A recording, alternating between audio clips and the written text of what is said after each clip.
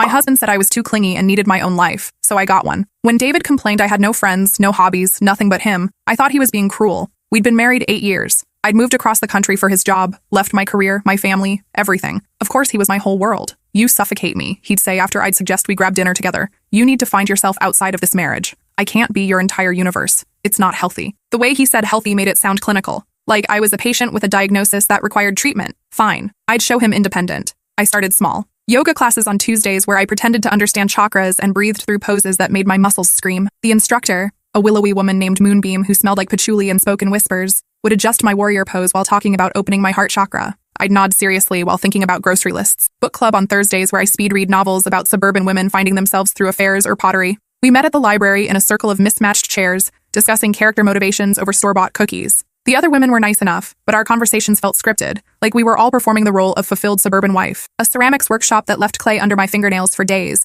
evidence of my new artistic pursuits. The teacher was an elderly man who'd been making bowls for 40 years and had strong opinions about glaze temperatures. My first attempts looked like ashtrays made by a drunk toddler, but I persevered, mostly because David seemed impressed by my dedication to creative growth. David seemed genuinely pleased when I'd come home chattering about new people and experiences. He'd nod approvingly as I described my classmates, ask thoughtful questions about my projects. Look at you, he'd say with satisfaction, like I was a home improvement project showing promising results. This is exactly what you needed. For the first time in years, he looked at me with something approaching pride. Then I joined a hiking group that met Saturday mornings. That's where I met Ryan. The group was an eclectic mix of retirees, young professionals, and people like me who were trying to fill time they'd never had before. Ryan stood out immediately, not because he was particularly handsome, though he was, but because of how he moved through the world. Confident without being arrogant, present in a way that made you feel like the conversation you were having was the only thing that mattered. Ryan was everything David wasn't. Where David was methodical and controlled, measuring coffee with precision and folding his shirts into perfect squares, Ryan was spontaneous. Where David criticized my tendency to leave dishes in the sink or forget to replace the toilet paper, Ryan encouraged. When I mentioned I'd always wanted to learn photography, but David had called it an expensive hobby with no practical application, Ryan showed up the next week with a borrowed camera and infectious enthusiasm. The first time he handed me that camera, something clicked.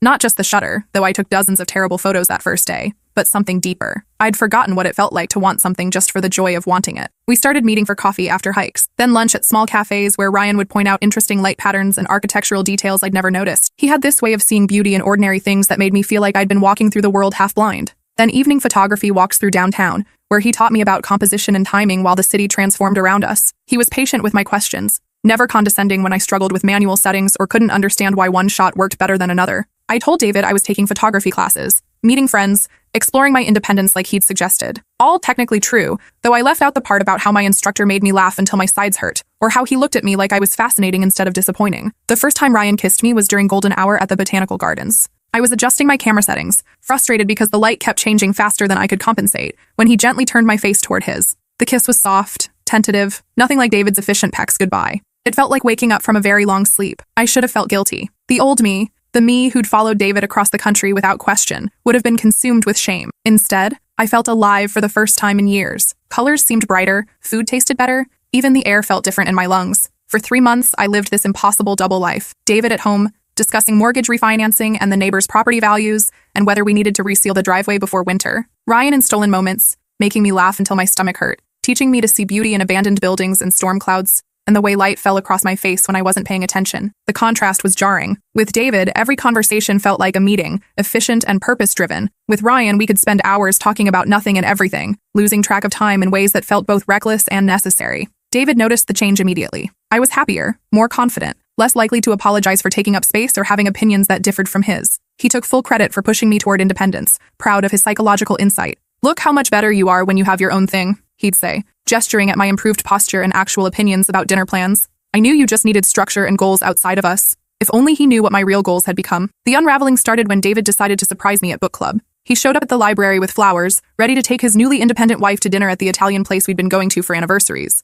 Except I wasn't there, because there was no Thursday book club anymore. There hadn't been for 2 months, not since I'd started spending Thursday evenings in Ryan's apartment, learning about aperture settings and depth of field while he cooked elaborate meals and told stories about his travels through Southeast Asia. The librarian who knew our group told David we'd canceled weeks ago due to scheduling conflicts. She suggested he try my cell phone. When I came home from my evening with Ryan, David was sitting in the dark kitchen, the flowers wilted on the counter like a funeral arrangement. "Where were you?" he asked quietly, his voice carrying that dangerous calm I'd learned to recognize over 8 years of marriage. My heart hammered against my ribs. Photography class ran late. New assignment on night photography, very technical stuff. He nodded slowly, but something fundamental had shifted in his eyes. The trust that had been there for 8 years, even during our worst fights about money and in-laws and whose turn it was to clean the bathroom, was gone. "Show me what you worked on tonight," he said, his tone still conversational. I fumbled with my camera, showing him blurry shots I'd taken hastily in Ryan's neighborhood on my way home. David studied them with the same intensity he brought to quarterly reports, his analytical mind cataloging every detail. "These are terrible," he observed matter-of-factly.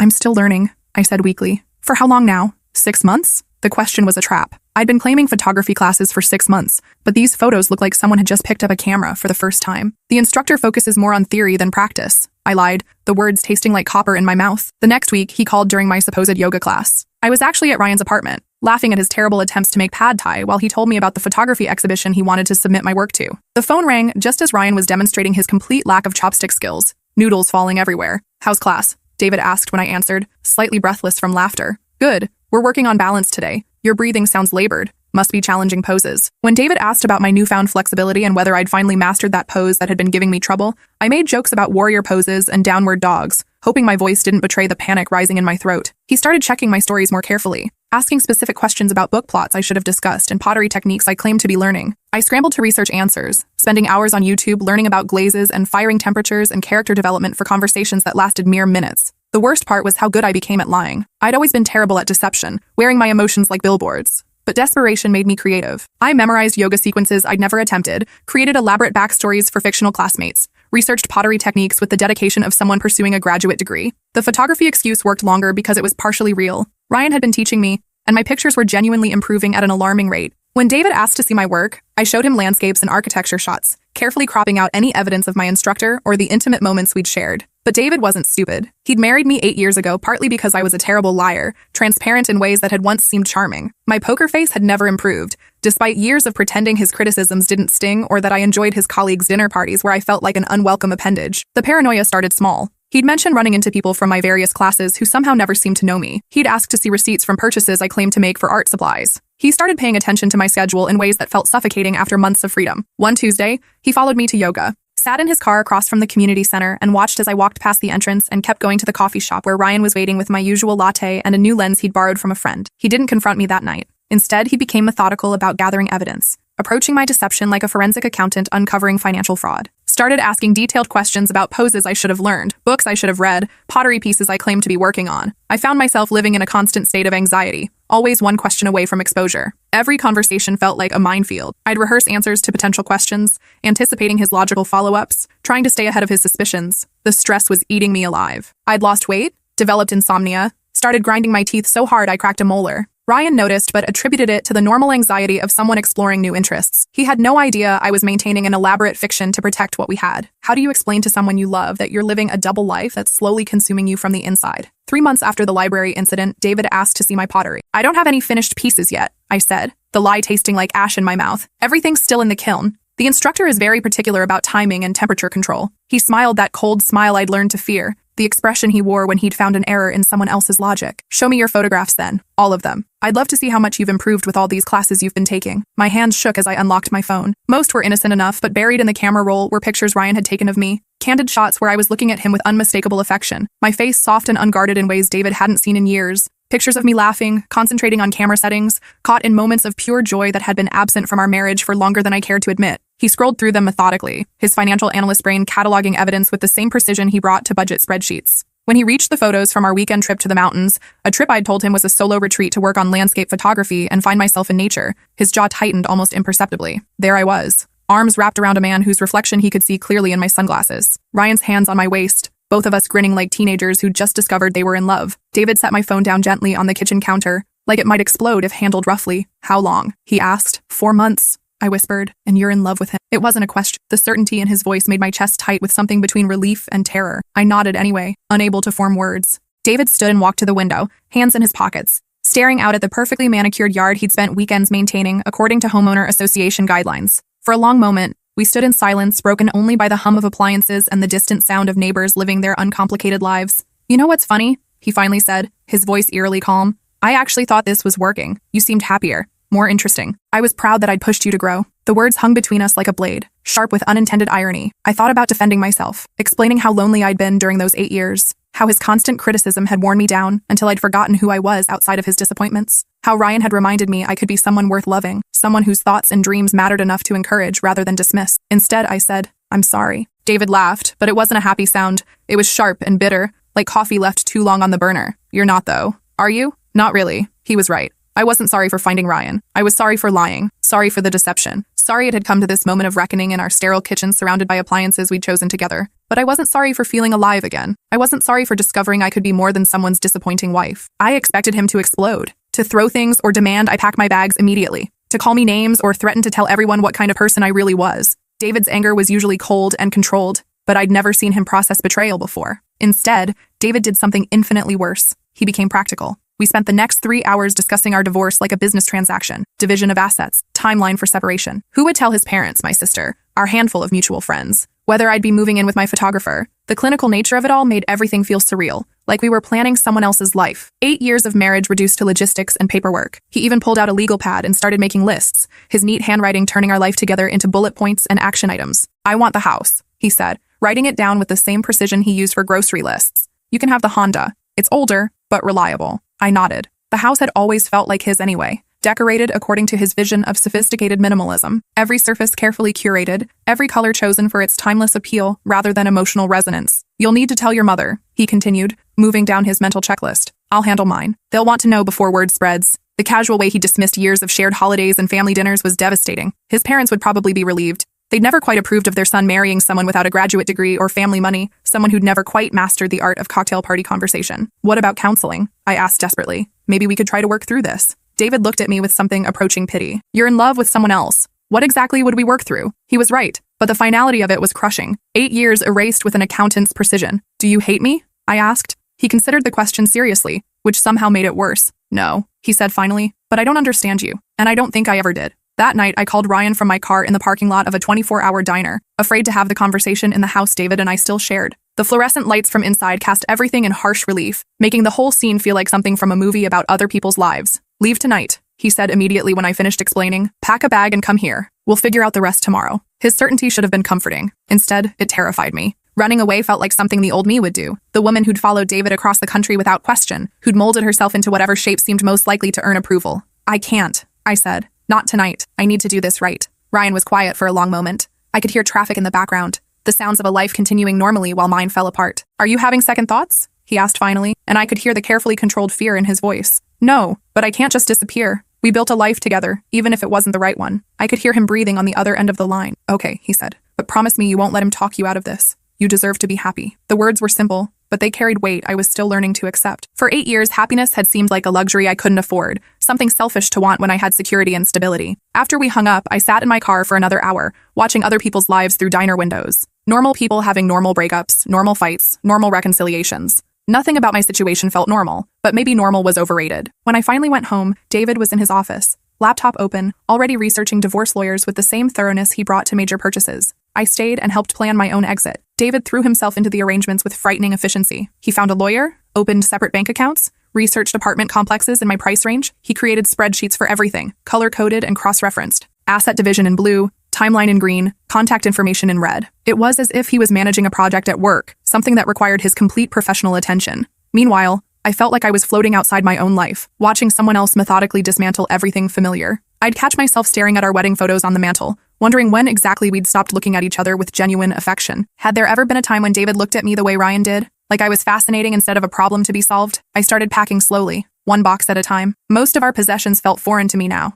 Decorative objects David had chosen for their investment potential. Books we'd never discussed. Kitchen gadgets for elaborate meals I'd never been allowed to experiment with because David had strong opinions about proper techniques and ingredient ratios. The strangest part was how civil we remained. We discussed custody of our ancient golden retriever, the same way we'd once planned vacation itineraries. Buster was 13 and arthritic, more likely to sleep through dramatic moments than cause them. David agreed I should take him, partly out of practicality, and partly, I suspected, because he'd never been particularly attached to pets. David even helped me research photography programs at the local community college, printing out course catalogs and highlighting classes he thought would suit my interests. "You should pursue it seriously," he said one evening over takeout Chinese food from containers that felt more like a peace treaty than dinner. "You have real talent." I should have encouraged it years ago. It was the kindest thing he'd said to me in months, maybe years. I almost started crying into my lo mein. "Why now?" I asked. Why are you being nice to me now? He set down his chopsticks and considered the question seriously, the same way he approached everything else. Because I can see who you really are for the first time, he said. And she's not someone I know how to love. The words hit me like a physical blow. He wasn't being cruel. He was being honest in a way that felt more painful than anger would have been. We were wrong for each other, he continued. I tried to turn you into someone you weren't, and you tried to be someone you couldn't be. We made each other miserable without realizing it. I wanted to argue, to defend our 8 years together. But looking back, I couldn't remember the last time we'd laughed together or had a conversation that didn't involve household management or social obligation. When had we stopped being curious about each other's thoughts? The divorce papers were filed within 2 weeks. David handled everything with the same efficiency he brought to tax preparation and home maintenance schedules. I signed where he indicated, feeling disconnected from my own signature, like I was watching someone else dissolve their life. My sister called the night before I moved out. Mom told me what happened, she said, her voice carefully neutral in the way that meant she'd been instructed not to take sides. I figured she would. Are you sure you're doing the right thing? I'm sure, I said, though my voice shook with everything I couldn't say. David's a good man. I know he is. We're just not good for each other, she sighed, and I could picture her in her own perfect kitchen, surrounded by her own perfect life. What about the photographer? Is this real or just a midlife crisis? I thought about Ryan's laugh, the way he listened when I talked about dreams I'd forgotten I had, how he made me feel like my thoughts mattered enough to explore rather than dismiss. It's real, I said. Well, she said after a pause that lasted too long. I hope you know what you're doing. After we hung up, I wondered if I did. Was I throwing away 8 years of stability for something that might burn out in 6 months?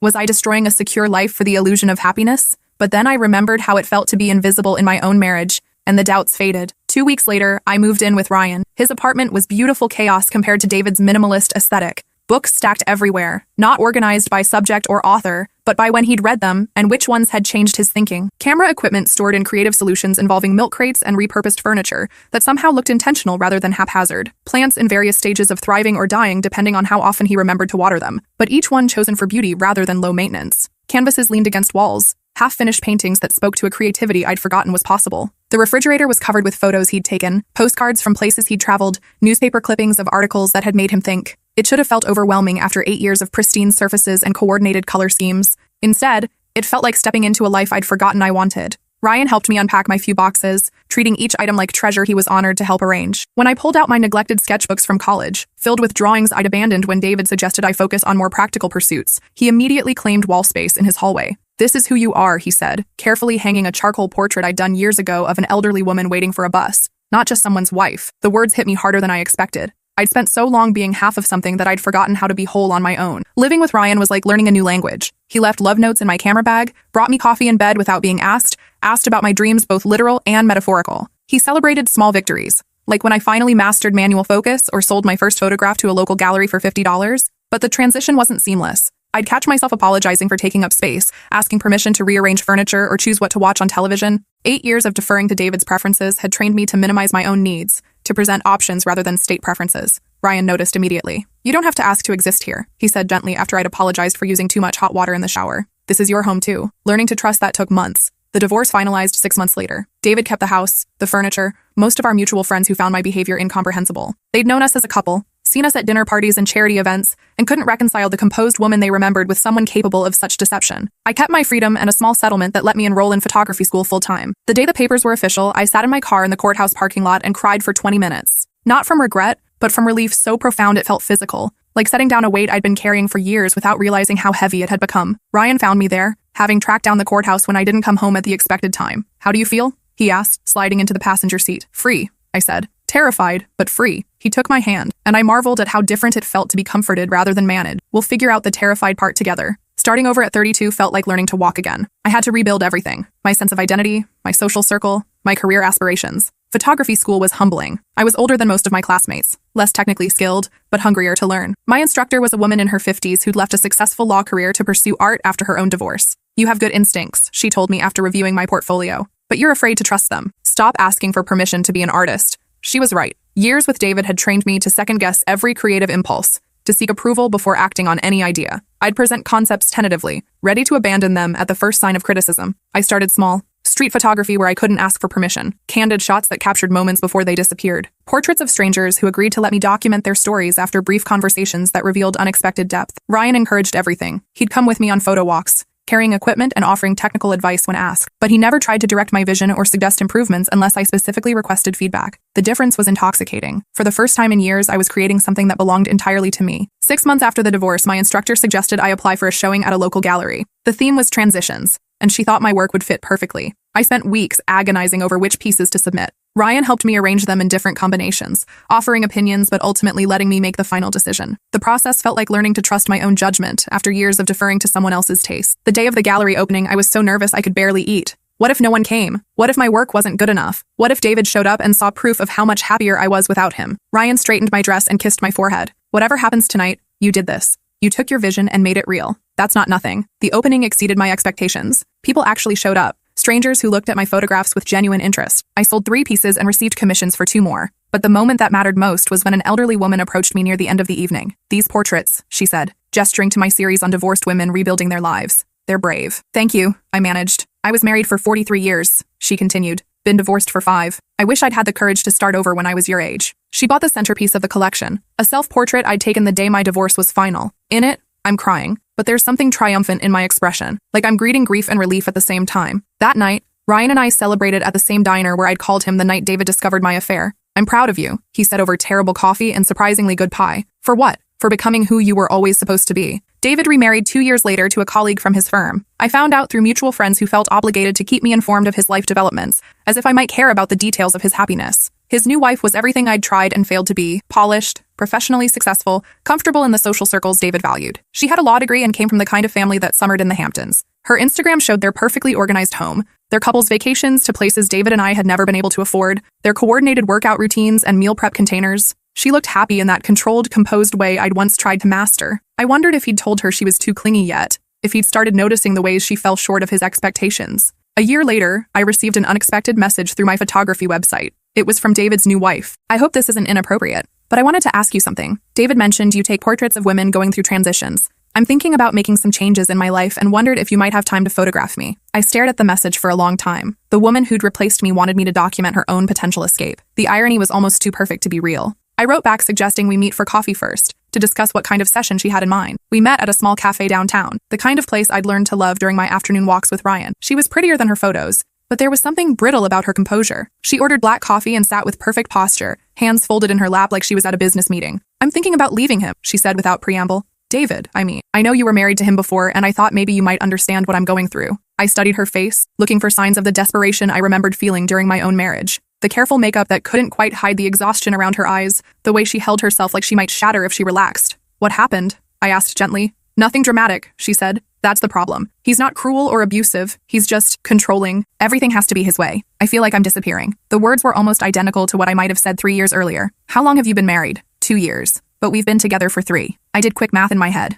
They'd started dating before our divorce was even final. While I was still lying about book clubs and pottery classes, David had already found my replacement. "Have you tried counseling?" She laughed bitterly, a sound I recognized from my own throat during the worst months of my marriage. "He says I'm the one with problems, that I'm too independent and need to learn to compromise." Sound familiar? Painfully familiar. I agreed to photograph her, not because I wanted to help destroy David's second marriage, but because I recognized the look in her eyes. The same trapped desperation I'd carried for years before finding the courage to leave. We scheduled the session for the following week. I decided to photograph her in the same location where I'd taken my own post-divorce self-portrait, curious to see how different women processed similar experiences. The session was intense. She started composed, almost formal, presenting the image of successful professional competence she'd perfected for David's colleagues. But as we worked, her careful facade began to crack. The real woman underneath was angry, exhausted, trapped in a life that looked perfect from the outside but felt suffocating to live. By the end, she was crying, but like me and my self-portrait, there was something liberating about the tears. I never sent her those photos. They felt too private, too raw for anyone but her to see, but I kept them, adding them to a growing collection of women brave enough to document their moments of transformation. 2 months later, she sent me another message. She'd filed for divorce and wanted to book a follow-up session to document the aftermath. Ryan and I moved to Oregon 3 years after we met, drawn by job opportunities and the promise of better light for photography. The mountains there demanded to be captured, and I found myself drawn to landscape work in ways that surprised me, but my heart remained with portraiture. I opened a small studio specializing in women in transition, divorces, career changes, new mothers, cancer survivors, people in the process of reclaiming themselves from lives that had grown too small. The work was emotionally demanding, but deeply satisfying. Every woman who sat for me reminded me of my own journey. The courage it had taken to admit my marriage was killing who I was meant to be. One client was a 60-year-old woman leaving her husband after 35 years of marriage. "I wasted so much time," she said during our consultation, her voice heavy with regret. "You left when you were ready," I replied. That takes its own kind of strength. Another was a young mother who'd given up her medical career to stay home with children. I love my kids, she said, but I'm not sure I remember who I am without them. We worked together to create images that showed her in both roles, devoted mother and ambitious professional. The photos helped her see that she could be both without apology. The most challenging session was with a woman whose story mirrored my own too closely for comfort. She'd been having an affair, had been discovered, and was now navigating the aftermath of her own double life. Do you think I'm a terrible person? She asked during the shoot. I thought carefully before answering. I think you're a person who made difficult choices in an impossible situation. Whether those choices were right or wrong isn't for me to judge. The photos from that session were among my best work. They captured something raw and honest about the complexity of human relationships, the way love and guilt could coexist in the same moment. Ryan and I never married, though we talked about it occasionally. After my experience with David, the institution felt less important than the daily choice to stay together. We bought a house together, adopted 2 rescue dogs who filled our home with chaos and joy, built a life that felt sustainable rather than perfect. Our house was nothing like the minimalist perfection I'd shared with David. It was warm and lived in, walls covered with photographs and artwork from local artists, bookshelves overflowing with subjects that interested us rather than impressive titles chosen for display. We had friends who came for dinner parties that lasted until midnight, conversations that meandered through politics and art and dreams we were still pursuing. I learned to cook dishes David had deemed too messy or impractical, experimented with flavors and techniques without fear of criticism. On slow afternoons, we'd hike the trails where we'd first met during my visits back to our old city. Sometimes I thought about the woman I was then, so desperate to shrink herself to fit someone else's expectations. That woman seemed like a stranger now. 5 years after my divorce, I received an unexpected email. It was from David. I saw your exhibition announcement in the paper. Congratulations. You look happy in the photo. The message had taken him 3 weeks to send, according to the timestamp. I could imagine him writing and rewriting it, trying to find the right tone between courtesy and genuine sentiment. I stared at his words for a long time, remembering how his approval had once meant everything to me, how I'd shaped myself around his opinions, measuring my worth by his reactions. Now it felt like hearing from a distant acquaintance, someone I'd known in a different lifetime. Thank you, I replied after several days of consideration. I am happy. I hope you are too. He never responded, and I deleted his contact information afterward. That night, Ryan found me looking through old photos on my laptop, pictures from my marriage, back when I still smiled with my whole face instead of the careful, composed expression I'd perfected for David's colleagues and family gatherings. Do you miss it? He asked, settling beside me on the couch with 2 cups of tea. The security? The certainty? I considered the question seriously. David had offered structure, stability, a clear role to play in a life mapped out with precision. There had been comfort in knowing exactly what was expected of me, even when those expectations felt like a straitjacket. Sometimes, I admitted, but I'd rather be uncertain and alive than secure and invisible. Ryan kissed the top of my head, a gesture so casual and affectionate it still surprised me after all these years. Good thing you got clingy with the right person this time. I laughed and pulled him closer, marveling at how different it felt to be wanted instead of merely tolerated. Outside, the Oregon rain drummed against our windows like applause. My latest photographs hung on the walls around us, proof of the life I'd built from scratch. Tomorrow, I had 3 portrait sessions scheduled and a consultation with a woman considering leaving her 20-year marriage. Each story reminded me that there was no single right way to build a life, no perfect timing for difficult decisions. Some women left marriages in their 20s, others in their 60s. Some had affairs. Others simply grew apart from spouses who never really knew them. What mattered wasn't the method of escape, but the courage to recognize when a life had become too small. My work had expanded beyond individual portraits. I'd started leading workshops for women going through major life transitions, teaching them to see themselves as worthy subjects, stories worth documenting and preserving. The workshops met monthly in my studio, a converted warehouse space with enormous windows that let in the kind of light photographers dream about. We'd start with technical basics, but quickly move into deeper territory. How to capture emotion, how to see past surface appearances, how to document transformation in progress. One woman had been recently widowed after 40 years of marriage. Another was starting medical school at 52. A third was adopting a child as a single mother after years of failed fertility treatments. Each carried a story of reinvention, of refusing to accept that their first version of themselves had to be their only version. Watching them learn to see themselves through their own lenses instead of someone else's expectations reminded me daily of my own journey. 6 years after leaving David, I received a commission that would change everything. A women's magazine wanted me to photograph survivors of domestic abuse who'd rebuilt their lives. The editor had seen my transition series and thought my approach would bring dignity to stories often sensationalized by media. The project took 8 months and introduced me to women whose courage made my own struggles seem almost manageable by comparison. Each had faced situations far more dangerous than my emotionally stifling marriage, yet their paths to freedom followed similar patterns. The slow recognition that something was wrong, the gathering of courage to act, the terrifying leap into uncertainty. One woman had escaped with her 3 children and nothing else, building a successful catering business from her apartment kitchen. Another had gone back to school at 45 to become a nurse, despite having been told for years she was too stupid for anything but housework. Their stories reminded me that strength comes in many forms, and that leaving any situation that diminishes you is an act of revolution, regardless of how dramatic it appears to outsiders. The magazine feature won several awards and led to more assignments. I found myself traveling to document women's stories across different cultures and circumstances, but always returning to the same theme: what happens when someone decides they deserve better? Ryan supported every trip, every late night in the darkroom, every emotional crash after particularly difficult interviews. He understood that this work wasn't just my career but my calling, born from my own experience of resurrection. 7 years after my divorce, David's second wife reached out again. This time, she was on the other side of her own divorce, wanting documentation of her emergence into single life. The woman who sat for me was completely different from the brittle perfection I'd met years earlier. She looked tired but genuine, present in her own skin in ways she hadn't been when trapped in David's vision of appropriate behavior. He never changed, she told me during our session. Still believes women are projects to be improved rather than people to be loved. I nodded, remembering. Some people are so invested in being right that they can't see when they're making everyone around them miserable, I said.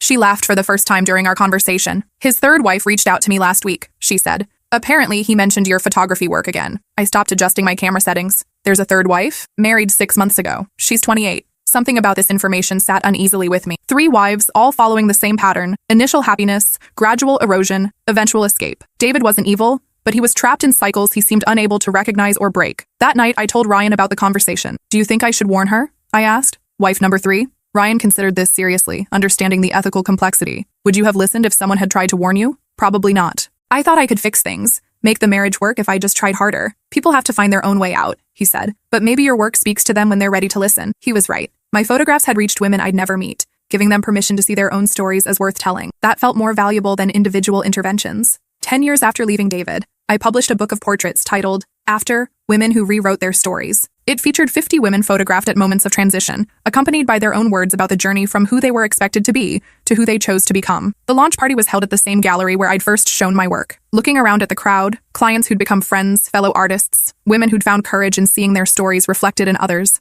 I felt overwhelmed by gratitude. Ryan found me in a quiet corner, slightly overwhelmed by the attention. How does it feel? He asked. Like the end of one story and the beginning of another. The book became a bestseller, not because it offered easy answers, but because it acknowledged how complicated freedom could be. Leaving wasn't just about walking out a door, but about rebuilding identity, finances, support systems, dreams that had been deferred or abandoned. David never contacted me about the book, though I heard through mutual acquaintances that he'd bought a copy. I wondered if he recognized himself in the stories, if he understood his role in these narratives of escape. His third wife lasted 2 years. The fourth contacted me before their first anniversary. I started declining these requests, not out of anger toward David, but because I realized my role wasn't to document his effect on women, but to help them document their own strength. 15 years after my divorce, Ryan proposed. Not because we needed marriage, but because he wanted to celebrate what we'd built together. The ceremony was small, held in our garden with our rescue dogs as witnesses and our closest friends as celebrants. My vows were simple. I promised to keep choosing you, and to keep choosing myself. David had been wrong about what I needed. I didn't need my own life separate from love. I needed love that made space for my life to grow. The woman who'd been called too clingy was gone, replaced by someone who'd learned the difference between attachment and suffocation, between love and possession.